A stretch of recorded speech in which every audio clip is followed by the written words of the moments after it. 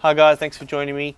Today we're going to be going through our LawMate AR-100 key fob. So first of all we're going to go through and do the unbox, and then we'll do a little bit of a breakdown on it. I'll show you how it works and I'll show you a couple of the options that you can change on it.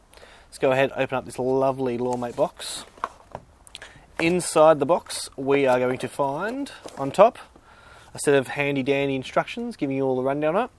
So this unit has about 15 hours worth of storage capacity on it and about 50 hours battery life. So it's a 2-day sort of a unit.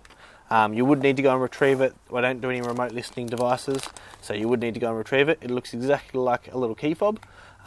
There's a lock and unlock and also a transmit button, but I'll go through what each one of them do in the breakdown. Underneath the box even further, we have another small package. Inside that we have a USB charging cable and a set of headphones, so you can actually listen to any recordings that you've made on the device rather than having to go and plug into a computer. So that comes in quite handy if you didn't have access to a computer or you were out in the field and you needed access to it straight away. So you get a pair of in-ear headphones with it, with a little remote that's got the ability to skip tracks backwards and forwards, and adjust your volume on there as well. So as I said, there's not a lot in the box for the AR-100, it's all pretty simple. All the time stamping and date stamping is done automatically out of the box straight away, so it uses your computer software to do the time and date stamping, so you don't have to muck around with it at all, which is really good.